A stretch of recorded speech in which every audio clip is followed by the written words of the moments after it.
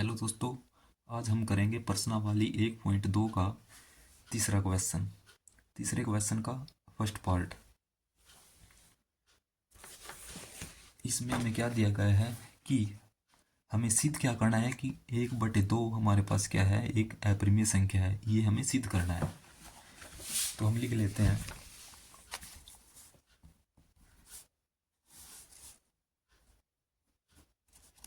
हल हमारे पास हो जाएगा थर्ड क्वेश्चन का फर्स्ट पार्ट। सबसे पहले हम क्या करेंगे, मानेंगे, माना 1/√2 एक परिमेय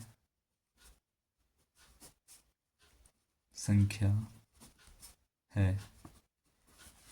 ठीक है, यदि ये परिमेय संख्या है तो इसको हम p/क्या के रूप में लिख सकते हैं। तो 1/√2 को हम p/क्या के रूप में लिख सकते हैं, जहां पर क्या हमारे पास क्या हो जाएगा, नॉन जीरो, यानी कि जीरो नहीं होगा क्या हमारे पास कभी भी। ठीक है, और p और क्या हमारे पास क्या होते हैं, पूर्णांक होते हैं। तो हम क्या है, हम इन संख्याओं से क्या है, सहभाज्य संख्याएं ज्ञात कर सकते हैं। तो अब हम लिखेंगे, हम सहभाज्य संख्या ए और बी जो है ज्ञात कर सकते हैं। ए और बी ज्ञात कर सकते हैं। हम ए और बी संख्याएं क्यों ले रहे हैं, क्योंकि ए और बी वे संख्याएं हैं जिनका एचसीएफ हमारे पास क्या है, एचसीएफ ऑफ ए बी हमारे पास क्या है, 1 है। और पी और क्या हमारे पास वे संख्या है जिनका एचसीएफ कुछ भी हो सकता है, 2 भी हो सकता है, 3 भी हो सकता है, 1 भी हो सकता है। हमें तो संख्या वैसी लेनी है जिनका एचसीएफ क्या हो, 1 हो। इसलिए हम ए और बी संख्याएं लेते हैं, सहभाज्य संख्याएं लेते हैं। तो हम लिखेंगे कि 1/√2 हमारे पास किसके बराबर हो जाएगा, a/b के। ठीक है, तो जब हम b को इस साइड लेकर के आएंगे, b बराबर, और √2 को उस साइड लेकर के जाएंगे, आर पार गुणा करेंगे, तो हमें क्या मिलेगा, √2a। क्योंकि जब हम बटे वाली संख्या को दूसरी साइड लेकर के जाते हैं तो वो ऊपर गुना होता है, और जो जब नीचे वाली संख्या को उस साइड लेकर के जाएंगे तो वो ऊपर गुना होगी उसकी। यदि हम पूरी की पूरी संख्या को बराबर से दूसरी तरफ लेकर के जाएंगे तो वो प्लस या माइनस में उस साइड जाती है। अगर इस साइड वो संख्या प्लस की है तो वो उस साइड माइनस की हो जाएगी, अगर इस साइड माइनस की है तो उस साइड जा करके प्लस की हो जाएगी। ठीक है, तो अब हम लिखेंगे दोनों और वर्ग करने पर, दोनों और वर्ग करने पर, वर्ग करने पर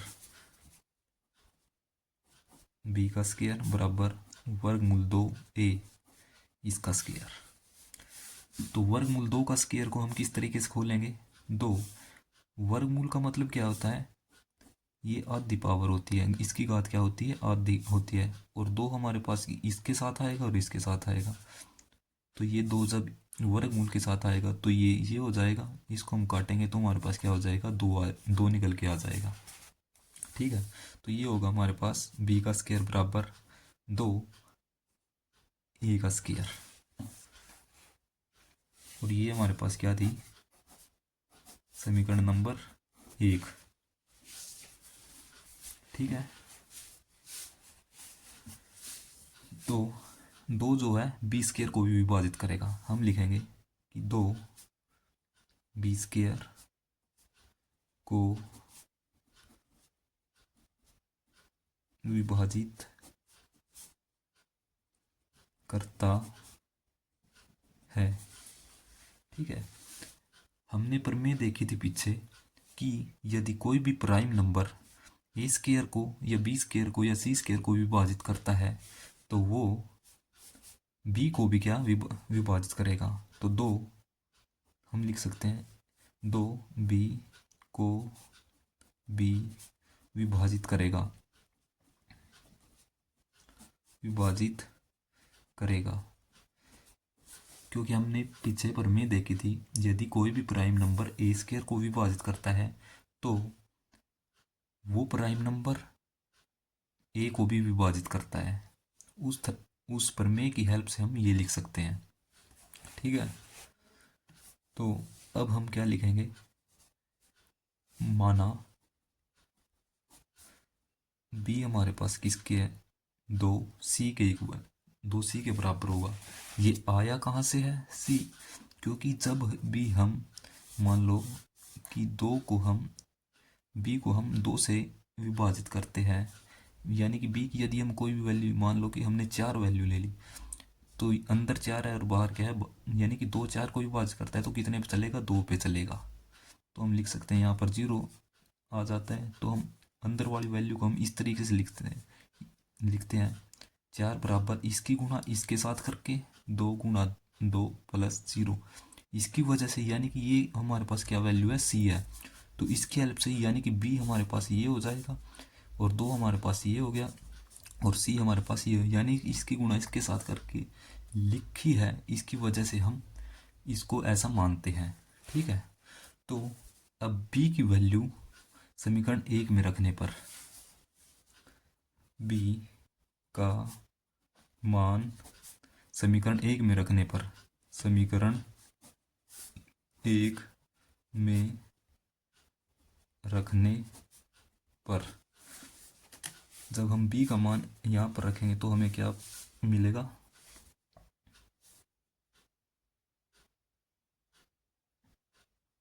दो सी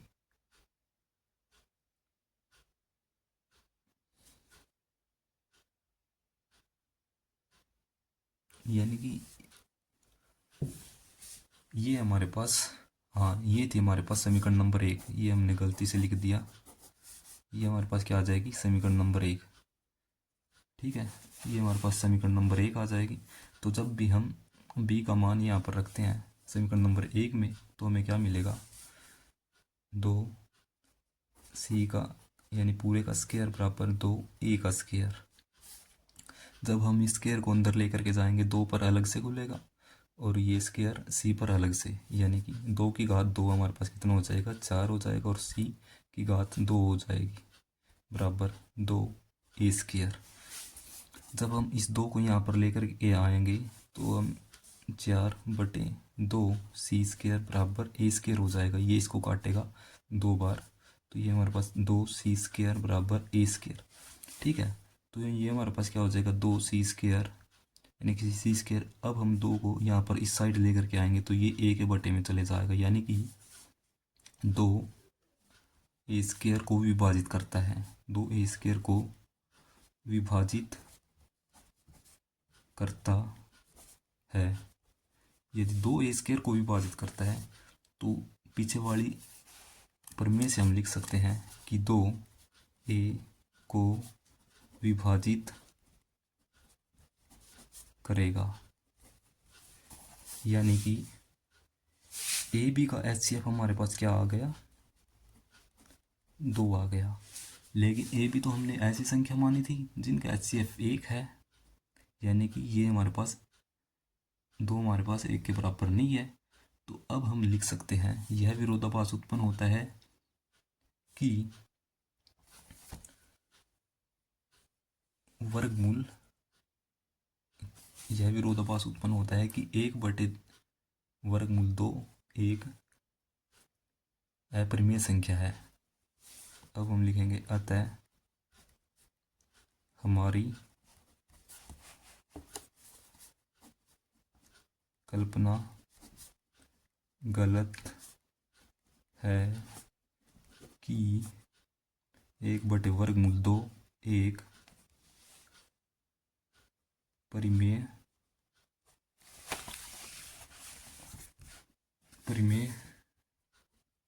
संख्या है। अतः 1/√2 एक अपरिमेय में संख्या है। ठीक है, अब हमें दूसरे क्वेश्चन में क्या दिया गया है, तीसरे क्वेश्चन के दूसरे पार्ट में हमें क्या दिया गया है, 7 वर्गमूल 5 को हमें सिद्ध क्या करना है कि ये एक अपरिमेय संख्या है। ठीक है, तीसरे का सेकंड पार्ट।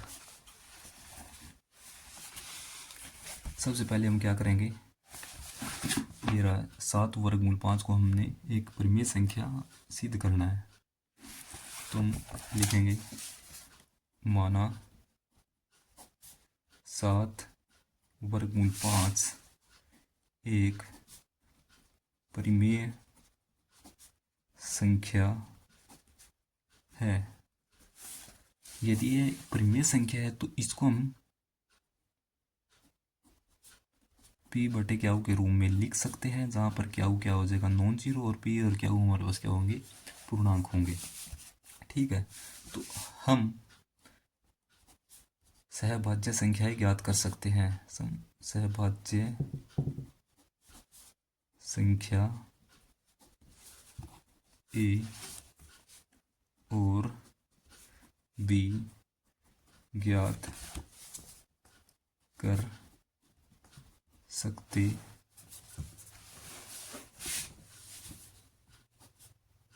हैं। ठीक है, तो हम इसको 7 वर्गमूल 5 को ए बटे बी के रूप में लिखेंगे। और ये जैसे कि हम जानते हैं कि ये सहभाज्य संख्या है, तो ये इन दोनों का HCF हमारे पास क्या हो जाएगा, 1 हो जाएगा।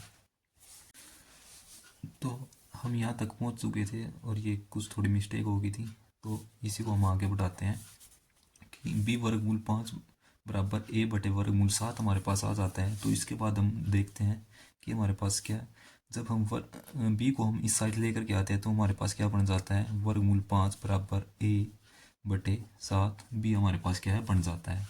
ठीक है, तो हम लिखेंगे कि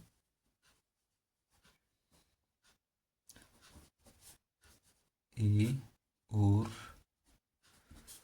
बी पूर्णांक है। यदि ये दोनों हमारे पास पूर्णांक और साथ ही हमारे पास पूर्णांक है, इसीलिए हमारे पास क्या हो जाएगा, ए बटे 7 भी हमारे पास क्या है, एक परिमेय संख्या हो जाएगी। इसलिए ए बटे 7 भी एक परिमेय संख्या है। यदि ये हमारे पास परिमेय संख्या है, इसका मतलब क्या है, तो ये भी हमारे पास क्या है, परिमेय संख्या है। अर्थात वर्गमूल 5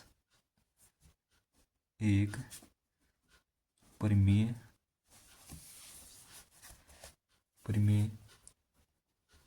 संख्या है। यह फिर क्योंकि हमने पीछे सिद्ध क्या किया था कि ये अपरिमेय संख्या है, तो हमें लिखना पड़ेगा कि यह विरोधाभास उत्पन्न होता है कि वर्गमूल 5 एक अपरिमेय संख्या है। अपरिमेय संख्या है। अतः इसी वजह से तो वर्गमूल 5, अतः हमारी कल्पना गलत है, तो कि वर्गमूल 5 की 7 वर्गमूल 5 एक परिमेय संख्या है। अतः 7 वर्गमूल 5 एक अपरिमेय संख्या है, परिमेय संख्या है। अगला क्वेश्चन हमें क्या दिया गया है कि सिद्ध कीजिए कि 6 प्लस वर्गमूल 2 एक अपरिमेय संख्या है। चलो हम इसको भी देख लेते हैं।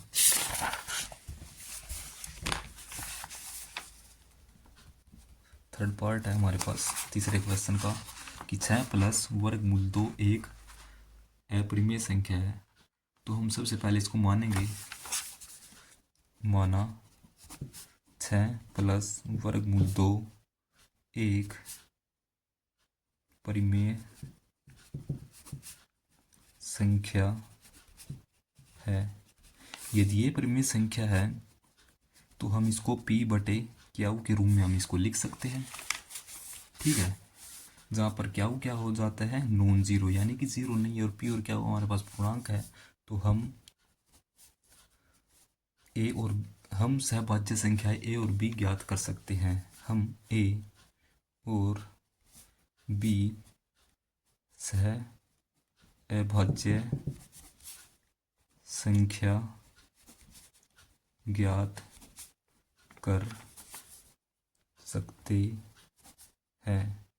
ठीक है, तो ये 6 प्लस वर्गमूल 2 हमारे पास जो है a बटे b के बराबर हो जाएगा। ठीक है, तो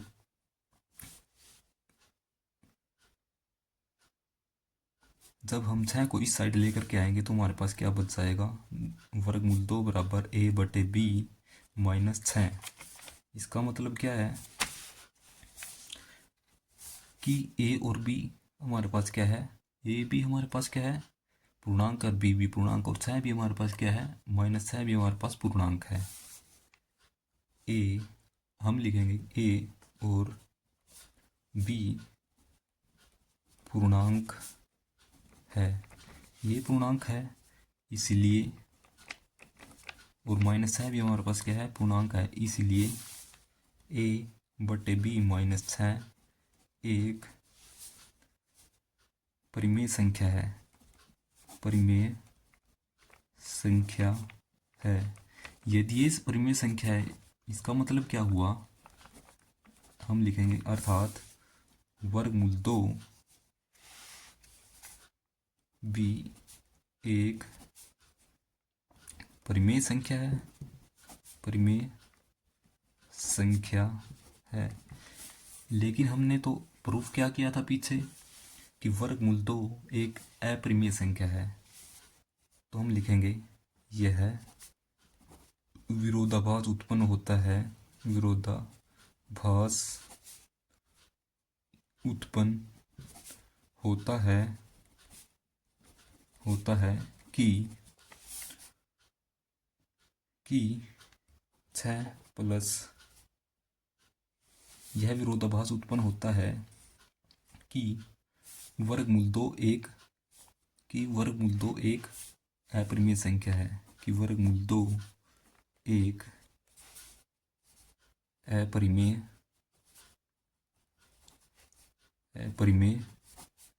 संख्या है। तो हम लिखेंगे अतः हमारी कल्पना गलत है कि 6 प्लस वर्गमूल 2 एक परिमेय संख्या है।